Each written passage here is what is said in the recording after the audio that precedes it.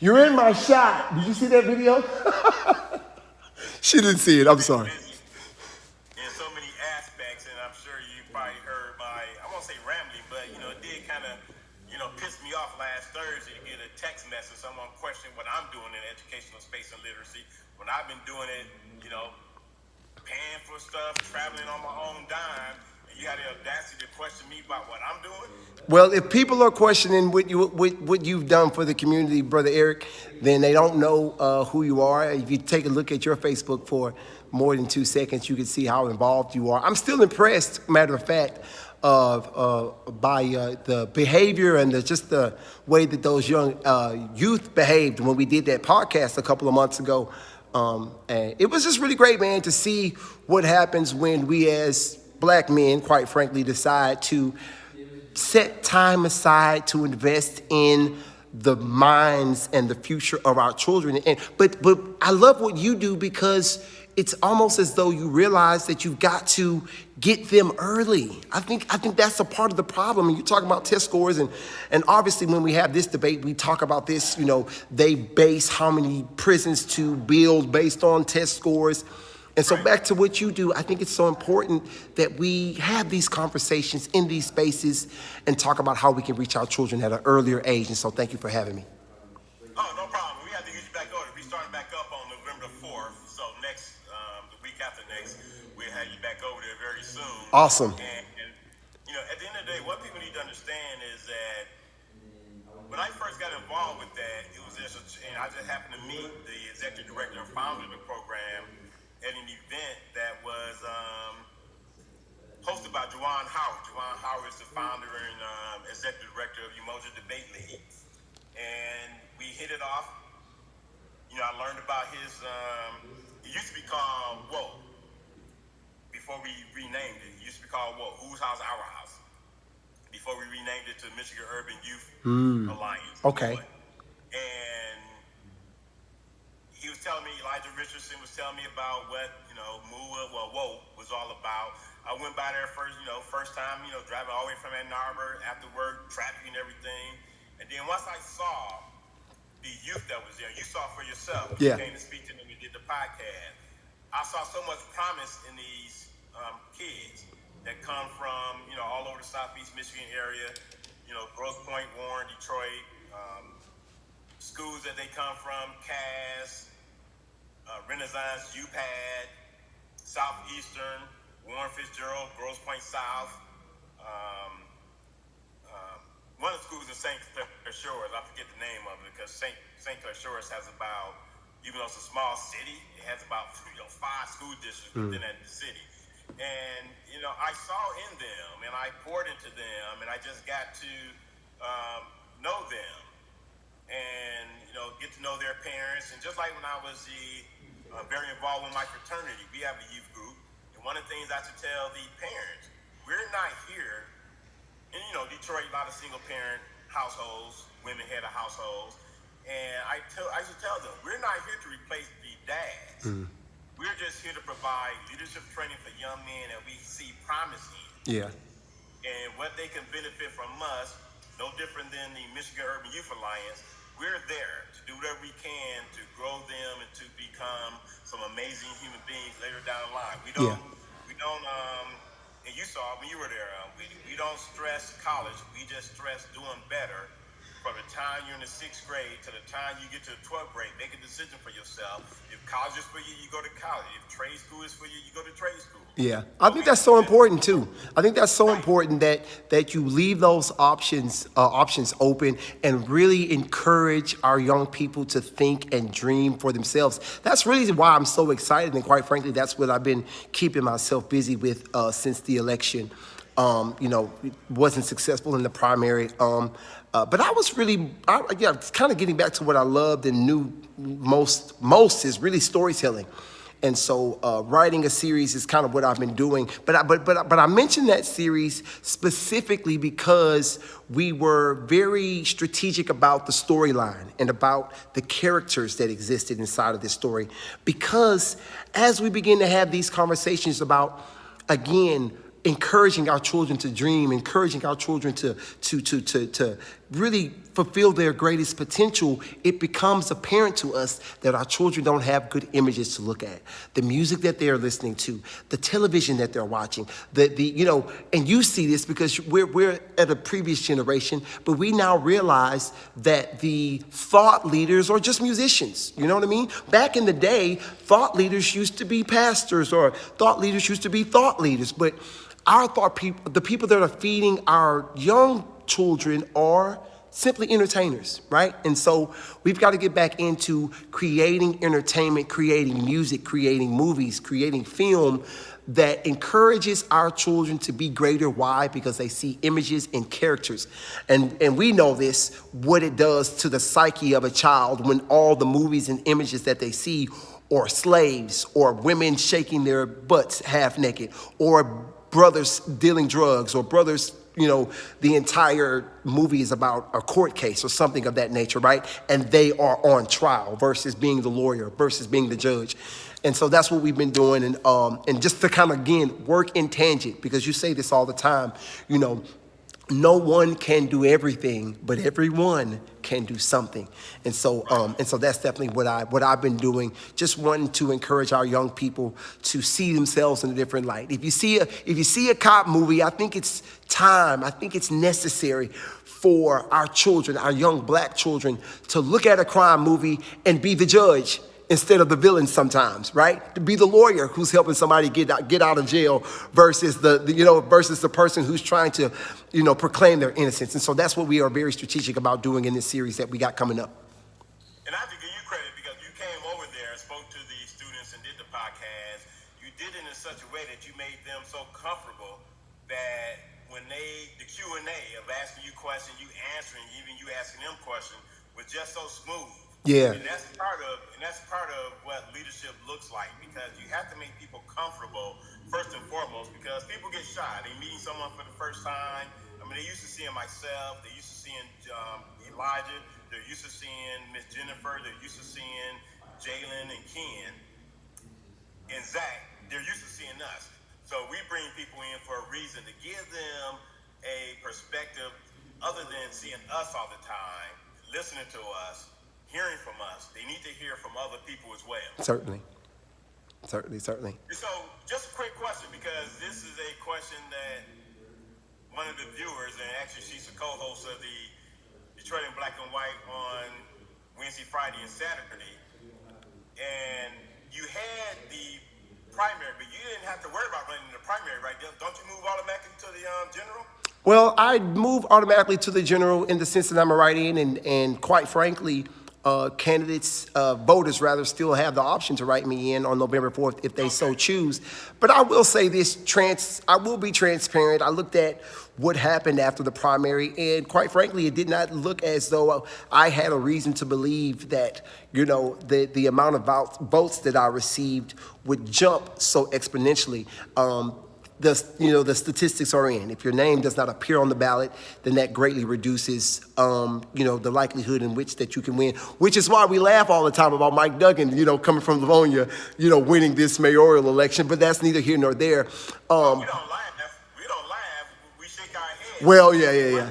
I say laugh, I use that term loosely, but what I want to say is that this past election cycle and running for office for the first time, which certainly wasn't something that I was planning on doing, it turned out to be a learning experience for me. Even Mary Sheffield, who it looks as though may become the next mayor of the city of Detroit, she lost her first election.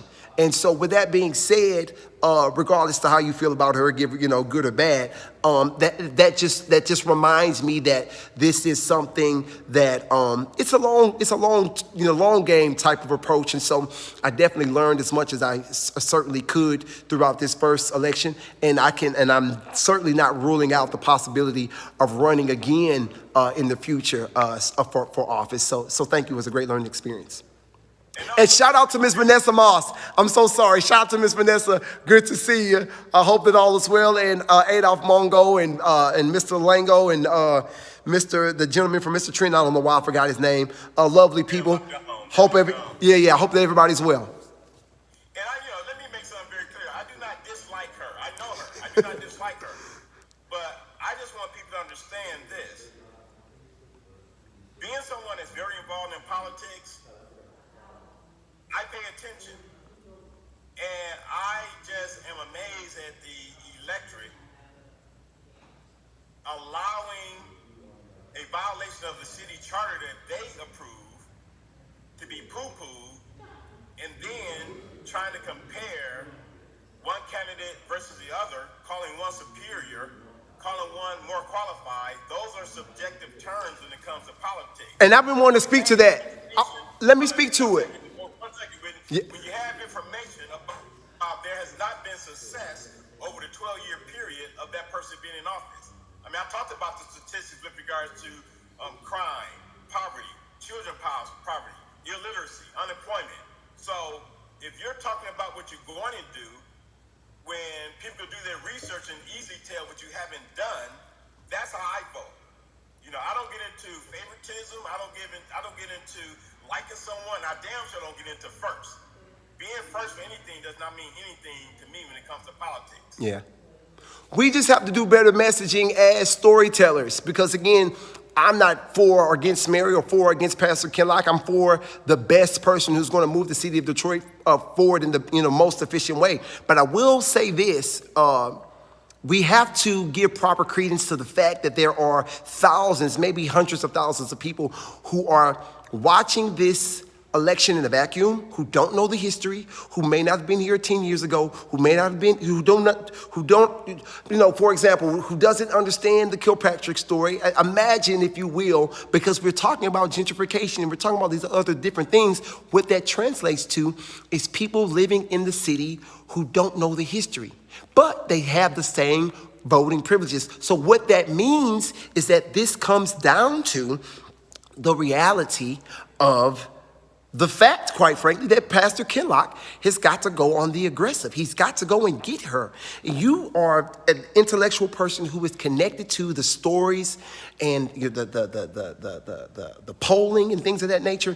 But there are a lot of people with the same voting power. I dare to say even more voting power because they live in the city that don't know Kinloch. They don't know how great of a pastor he is. And whether or not he wins or loses this election, that should have no bearing on the great pastor that he's been, and we believe that he's going to continue to be. But I'm just saying that to say that a lot of people are going to be voting on November the 4th that have only been watching for the last 6 months. And I think it's fair to say, even objectively, that Mary Sheffield has been winning over. If we're looking in the vacuum, if we're looking at the people that she's been able to bring together, if we're looking at the endorsements, if we're looking at the fact that people have either joined her team or decided to stay out of the way.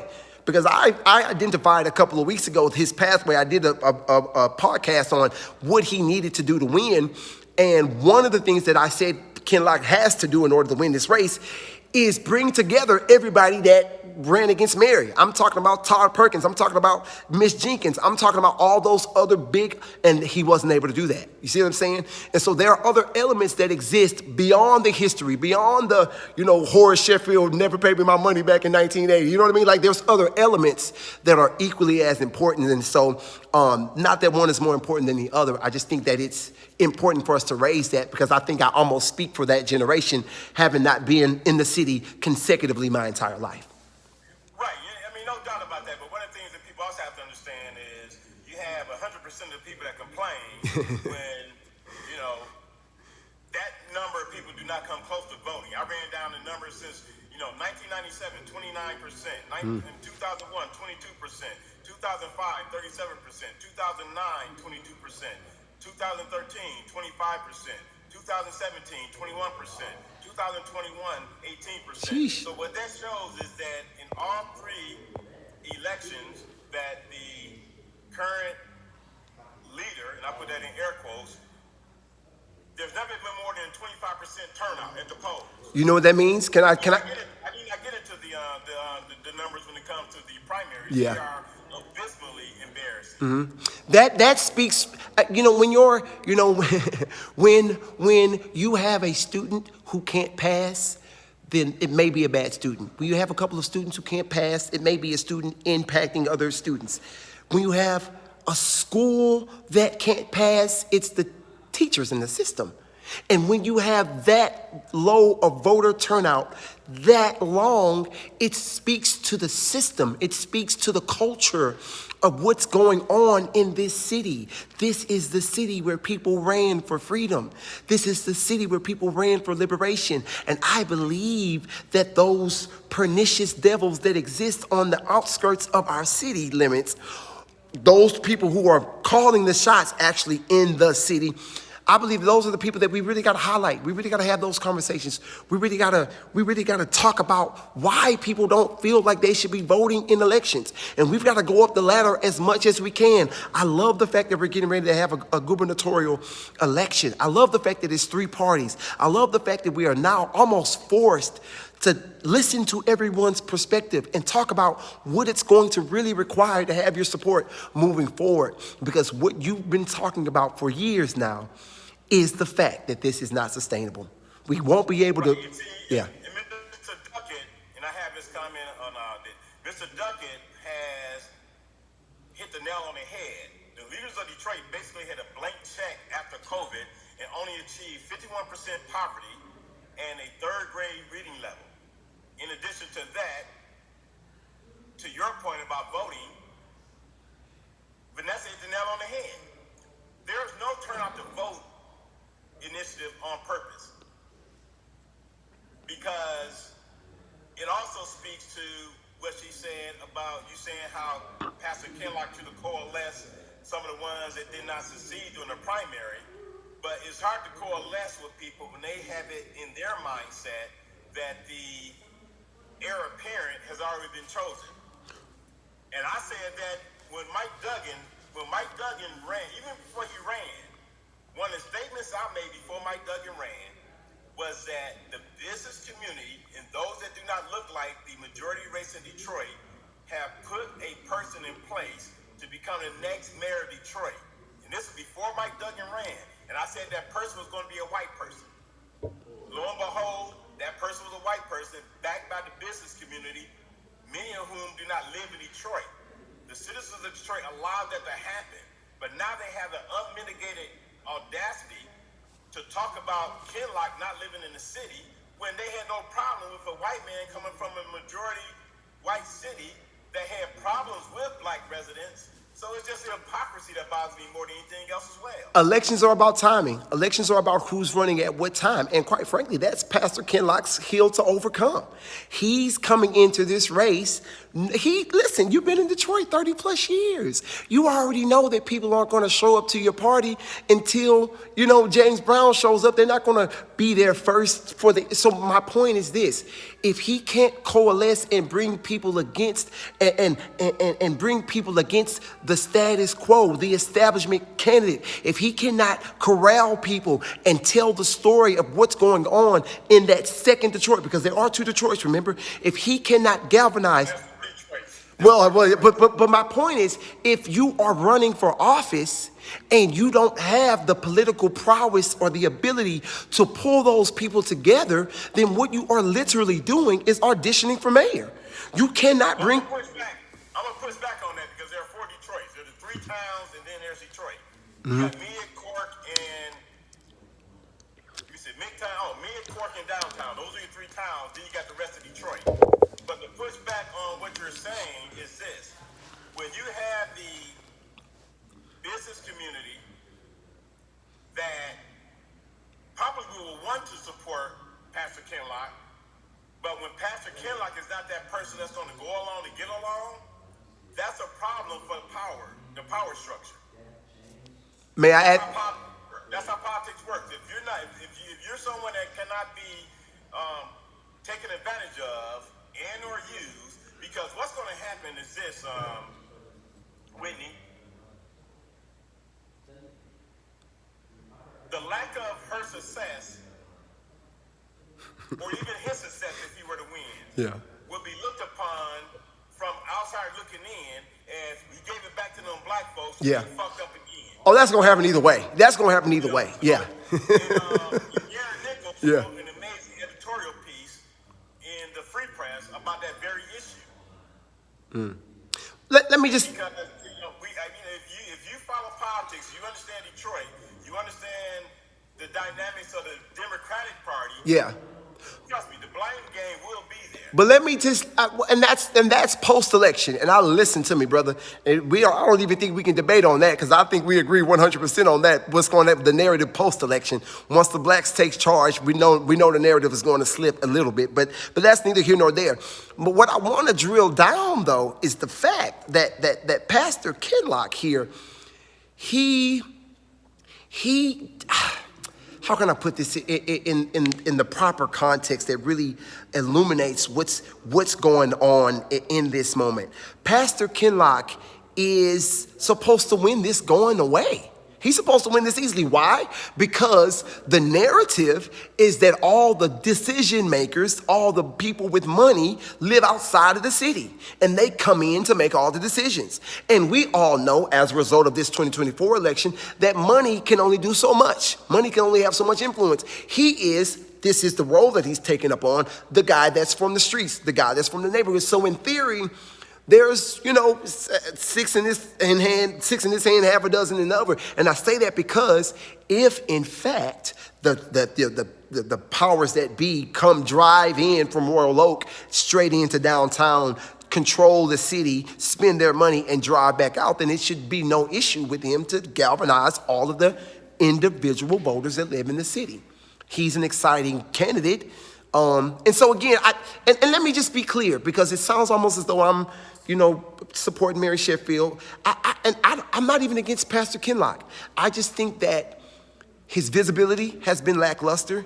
His storytelling has been lackluster. And quite frankly, his campaign has suffered from a lack of bright ideas. The type of ideas, watch this, not just saying something. I'm talking about the type of ideas that would allow or that would compel someone to go against the status quo candidate. You gotta be. Well, we gotta go, but your point is interesting because the stories or ideas that are being told by his opponent, research shows that people who do the research that her story makes no sense. Oh yeah. But people choose to want change. Yeah.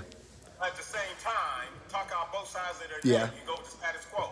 And that's the problem with politics. Can I say this real quick? I would love to see Pastor Kinloch run for mayor, if we could go back and do this over again with a legitimate, and this is no offense to anybody, no offense to him, with a legitimate, national campaign director. Because I don't think, because if you go into Pastor Kinloch's church, you'll vote for him. The way his churches are ran, the way that he speaks, listen, it's immaculate. But that hasn't, and we're closer to the election than we are from it now. It wasn't able to translate. And I should be able, as a journalist, as a storyteller, I should be able to say that. His storytelling wasn't compelling. It did not come through. And we cannot forget the stupid little elements of voting, like being pretty. You know what I mean? Being a female. And it sucks, but it's reality. You know what I mean? And for me, it was great that I was married, right? In my situation, it's great that I was married, and that image helps, right? And so for Mary Sheffield, the fact that she's got some nice hair, you know what I mean, and light skin, and that doesn't hurt. And so all of those elements matter, but this is a very great, fruitful conversation. I definitely appreciate you for having me on. I'd love to come on every week if I could, but I definitely thank you guys for having me on tonight. I'll get you back on after the election, so I definitely will give you a holler after the election. I want to thank you for taking time out of your schedule to join me this evening, and stay tuned because again, the election 2 weeks from tomorrow. Amen. It's the election, and then on November the 5th, we will, actually the night of November 4th, probably will know who win. Hopefully there will not be no shenanigans with lights being turned off or misspelling the names, getting credit for not being right, but still getting credit. So again, thanks for joining me this evening, Whitney. I look forward to having you back on after the election. Absolutely, buddy. Thanks again. Be safe. All right, you too. All right. So to all the viewers, I want to thank you for taking it. All righty. All right. Appreciate you guys. Thanks for hanging out with us, talking about the mayoral election. That was pretty fun. This guy's, he's not against Mary, but he's more against what's been going on in the city. You know what I mean? Like, he's more against like just what, the reality of the city that we live in. And so, you have to be sober-minded to kind of see the difference, that people don't hate Mary Sheffield. They just don't like what's happened to the city, and they feel like if the powers that be are choosing this person, then we should flat out go against this person, and so that makes sense. That's not crazy. That makes sense. Nevertheless, thank you guys for hanging out with us. Thank you guys for hanging out with us. We will see you guys.